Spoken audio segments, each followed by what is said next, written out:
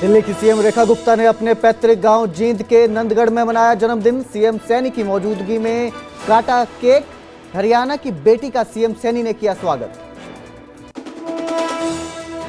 दिल्ली की सीएम रेखा गुप्ता ने जन्मदिन पर सीएम सैनी ने जुलाना को दी बड़ी सौगात। 1680 लाख की परियोजनाओं का उद्घाटन और शिलान्यास। नंदगढ़ को मिला ई-वेल, लाइब्रेरी, इंडोर जिम, सब हेल्थ सेंटर का उपहार।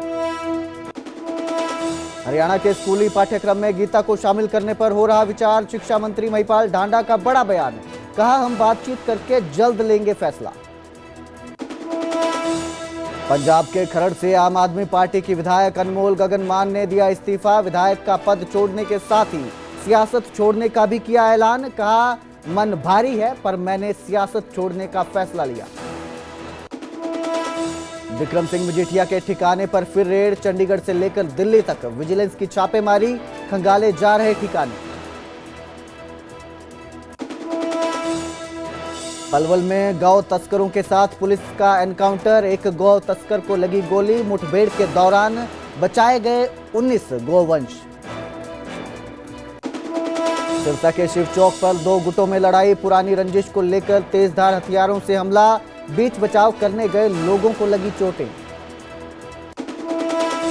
गुरदासपुर के फतेहगढ़ चूड़ियां की नायब तहसीलदार और पटवारी सस्पेंड। रिश्वत लेने के आरोपों में हुई कार्रवाई। पटवारी से पैसे लेने की वीडियो हुई थी वायरल। हरियाणा गुरुद्वारा कमेटी में 3.5 करोड़ रुपए की हेराफेरी आई सामने। एचएसजीएमसी प्रधान झींडा का दादूवाल ग्रुप पर हेराफेरी का आरोप। कहा 15 दिनों में गुरु घरों में जमा करवाएं पैसे, नहीं तो करेंगे नामों का खुलासा। आज शाम चंडीगढ़ पहुंचेंगे हरियाणा के नवनियुक्त राज्यपाल असीम घोष। सीएम नायब सैनी शाम 4 बजे मंत्रिमंडल और अधिकारियों के साथ राजभवन में करेंगे स्वागत। सोमवार को शपथ लेंगे नए राज्यपाल।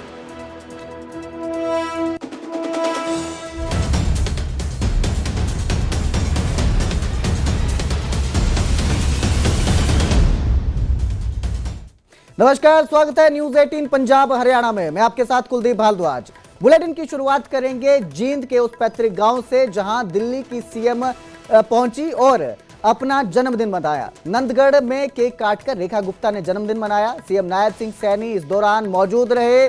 उन्होंने केक काटकर जन्मदिन की शुभकामनाएं दी। दिल्ली की सीएम रेखा गुप्ता को शुभकामनाएं दी। आपको बता दें सीएम सैनी ने उनका स्वागत किया। महाराजा अग्रसेन धर्मशाला के लिए 31 लाख रुपए देने की घोषणा भी की गई। पीएम मोदी की सोच में साधारण शख्स भी आगे बढ़ेगा, सीएम ने ये कहा है। नायब सिंह सैनी ने जुलाना क्षेत्र को विकास का तोहफा दिया है। कुल 1680 लाख की परियोजनाओं की सौगात दी गई है। नंदगढ़ को ई लाइब्रेरी और इंडोर जिम की सौगात दी गई है। नंदगढ़ को सब हेल्थ सेंटर की भी सौगात मिली है। ई लाइब्रेरी और इंडोर जिम का उद्घाटन हुआ। नंदगढ़ में तीनों परियोजनाओं पर 74.28 लाख रुपए खर्च हुए। 74,28,000 रुपए खर्च किए गए। तो आपको बता दें अपने जन्मदिन के मौके पर जींद के नंदगढ़ गांव दिल्ली की सीएम पहुंची थी रेखा गुप्ता, जहां इन्होंने केक काटकर अपना जन्मदिन मनाया और सीएम सैनी ने उन्हें जन्मदिन की शुभकामनाएं देते हुए 3 परियोजनाओं का शुभारंभ किया, उद्घाटन किया।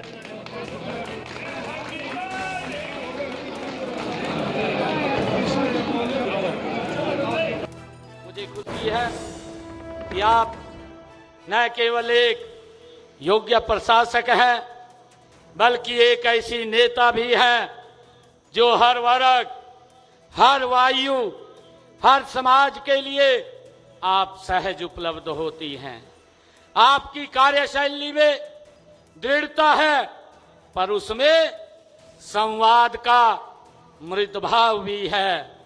आपके निर्णयों में स्पष्टता है और उनमें जनभावनाओं का सम्मान भी है। मुझे खुशी है कि किसी भी व्यक्ति की सफलता में उसकी मातृभूमि का और उसके गांव का और उसके परिवेश का बहुत बड़ा योगदान होता है। मेरे लिए खुशी की बात है कि बहन रेखा गुप्ता जी के संस्कारों में यह गांव, यहाँ के खेत खलियान, यहाँ की माटी की खुशबू रची बसी है। आज जब हम नंदगढ़ में शिलान्यास और उद्घाटन कार्यक्रम के माध्यम से विकास की एक नई शुरुआत यहां की है। मुझे खुशी है पिछले 10 वर्षों में जुलाना विधानसभा में 88 घोषणाएं की गई, जिनमें से 85 पूरी कर ली है, 2 पर काम गति से चल रहा है। और मैं अगर जिले की बात करूं, जिले के अंदर हमने जींद जिला में 628 घोषणाएं ये पिछले 10 वर्षों के अंदर की है और इनमें से 541 घोषणाएं हमने पूरी कर दी हैं, शेष पर काम चल रहा है। मैं आपको ये विश्वास भी दिलाने के लिए आया हूं कि जींद का विकास अब 2 गुना गति से नहीं बल्कि 3 गुना गति से करने का हमारी सरकार का संकल्प है। ये तीसरे टर्म की सरकार आज हरियाणा में काम कर रही है। भाइयों, हमने यहाँ पर जो विकास की बड़ी बड़ी परियोजनाएं हैं जो पिछले 10 वर्षों में स्थापित की हैं, चाहे Ambala Kotputli greenfield corridor NH152D, जिसके ऊपर 10,646 करोड़ रुपए लगा करके उसको बनाया गया है। मेरा निवेदन है, आदरणीय हरियाणा के बहुत ही मेहनती, जुझारू, हंसमुख और बहुत सुंदर काम कर रहे हमारे मुख्यमंत्री भाई नायब सिंह सैनी जी, एक बार चाहूंगी जोरदार तालियां मेरे गांव के सभी भाई बहनों की ओर से उनके लिए बजाई जाए। भाई साहब, जब मैं 1994-95 में दिल्ली यूनिवर्सिटी का चुनाव लड़ी तो पूरे गांव में दिल्ली यूनिवर्सिटी का चुनाव लड़ी तो पूरे गांव में रुक्का पड़ गया कि वो जय भगवान की छोरी इलेक्शन में उठ रही है। कि कौन से इलेक्शन, वो कॉलेज के। और मेरी मां बहुत नाराज थी, पिताजी और मेरे ताऊ जी कि हाँ ठीक है, लड़ना चाहिए अगर पार्टी लड़ा रही है तो। मां कहती थी बिगाड़ोगे तुम लड़की को, देख लेना जूते घिस जाएंगे, ब्याह कौन करेगा। और यूं बता दूं, फिर तुम देख लेना, इस तरीके का पूरा ऐसे ऐसे डायलॉग बोलती थी। आज ये जो मंच पे मेरी तारीफ कर रहे हैं, तुम्हें नहीं पता कितनी डांट खा के आगे बढ़ी।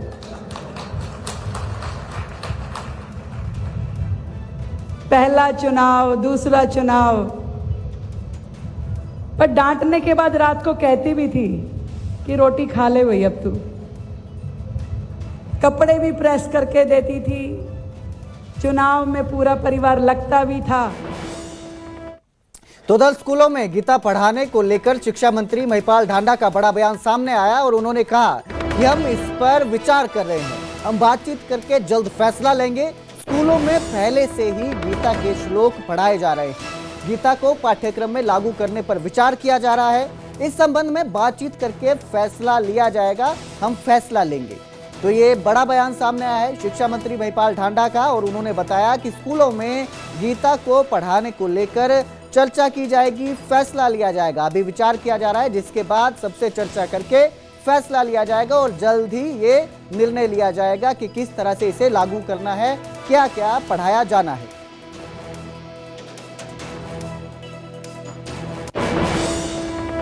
मैंने कहा कि भाई हरियाणा, जब मैंने जैसे पहले कहा, हरियाणा में जब हमारी सरकार बनी तो आदरणीय मनोहर लाल जी के नेतृत्व में रामविलास शर्मा जी जब हमारे एजुकेशन मिनिस्टर थे, उस वक्त हमने नैतिक शिक्षा में 3 तरह की पुस्तकों का निर्माण किया। एक 6ठी, 7वीं, 8वीं, एक 9वीं, 10वीं, एक 11वीं, 12वीं। बच्चे की उम्र के हिसाब से कौन से श्लोक 6ठी से 8वीं तक हो, कौन से 9वीं से 10वीं तक हो और कौन से 11वीं से 12वीं तक हो, इनका चयन करके नैतिक शिक्षा में ऑलरेडी हम लोगों ने डाला हुआ है। और ये जब 2014 में हमारी सरकार आई तब, और खाली गीता का ही नहीं, रामायण के और दूसरे जो धार्मिक ग्रंथ हैं जिनका संबंध व्यक्ति के जीवन से है और जो प्रेरक प्रसंग हैं वो सब निकाल के हमने उसमें डाले हुए हैं। अब बात ये रही कि भाई पाठ्यक्रम में पूर्ण रूप से लागू करने के लिए इस पर हम लोग विचार विमर्श कर रहे हैं और इस पर एक बार सामूहिक बातचीत करके जो निर्णय होगा। पलवल में गौ तस्करों के साथ पुलिस का एनकाउंटर हो गया। मुठभेड़ के दौरान बचाए गए 19 गोवंश। गुप्त सूचना के आधार पर पुलिस ने यह कार्रवाई की है। रुकने का इशारा करने पर गौ तस्करों ने फायरिंग कर दी। जवाबी कार्रवाई में एक गौ तस्कर को गोली लगी। 2 गौ तस्कर मौके से फरार हो गए। घायल गौ तस्करों का अस्पताल में इलाज चल रहा है। कुसलीपुर टिकरी ब्राह्मण रोड पर रहराना में यह एनकाउंटर हुआ है। कैंटर गाड़ी में 19 गौवंश ले जा रहे थे जो आरोपी हैं। जब उन्हें रुकने का इशारा किया गया तो उन्होंने पुलिस पर फायरिंग खोल दी, जिसके बाद जवाबी कार्रवाई में पुलिस ने भी फायरिंग की। कैंटर के अलावा एक देसी कट्टा, 2 खोल और एक जिंदा कारतूस भी बरामद किया गया है। तो गौ तस्कर जो हैं वो 19 गौवंशों को ले जा रहे थे जिन्हें पुलिस ने बचा लिया है। एनकाउंटर हुआ है।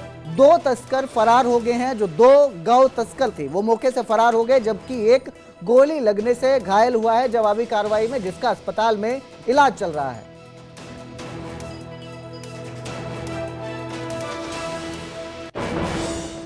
तो उधर यमुनानगर के साढौरा में एनकाउंटर हुआ। असगरपुर गांव में पुलिस और बदमाशों के बीच एनकाउंटर हो गया, जिसमें 2 बदमाशों को पकड़ने गई पुलिस की टीम पर बदमाशों ने फायरिंग कर दी। पुलिस की जवाबी कार्रवाई में बदमाशों की टांग में गोली लगी। घायल बदमाशों को मौके पर ही पुलिस ने हिरासत में ले लिया है। एक बदमाश विकास अली उर्फ ज्वाला गांव सरावा का रहने वाला है। दूसरा बदमाश दीपक गांव कनीपला थाना सढौरा का निवासी है। दोनों घायल बदमाशों को जगाधरी सिविल अस्पताल में भर्ती करवाया गया है। बदमाशों के पास से पुलिस ने हथियार भी बरामद किए हैं। गांव में एनकाउंटर के बाद दहशत का माहौल है। घटना के बाद मौके पर भारी पुलिस बल तैनात किया गया है। एनकाउंटर के बाद पूरे नेटवर्क की जांच में अब पुलिस जुटी हुई है। बदमाशों का जो नेटवर्क है उसे खंगालने में जुटी हुई है। मामले की गंभीरता से जांच करते हुए सभी एंगलों से जांच की जा रही है और उनका नेटवर्क खंगाला जा रहा है। सूचना थी कि जो हमारा सढौरा थाना है उसके इलाके के जो कुछ गांव हैं वहाँ के 2 लड़के कालाअंब की तरफ, नारायणगढ़ की तरफ किसी गैंगस्टर के इशारे पे कोई टारगेट किलिंग करने की तैयारी में है। तो उसमें हमने नाकाबंदी करके और जब उन बदमाशों को पकड़ने की, इंटरसेप्ट करने की कोशिश की तो उन्होंने पुलिस पे फायरिंग की। पुलिस ने जवाबी कार्रवाई करते हुए फायरिंग की तो इसमें वो दोनों जो बदमाश है वो घायल हुए हैं। उनकी टांगों पे गोली लगी है और अभी तक की जो जानकारी है उसमें इन दोनों बदमाशों की प्रीवियस क्रिमिनल हिस्ट्री भी है। सर किस काम के लिए काम कर रहे थे? अभी पूछताछ हम कंप्लीट करेंगे। अभी ज़्यादा कुछ बताना इन्फॉर्मेशन। सर को मुलाजिम तो इंजर्ड हुआ? नहीं, मुलाजिम सेफ हैं। पुलिस की टीम हमारी बीपी जैकेट्स के साथ मुस्तैदी से तैनात थी तो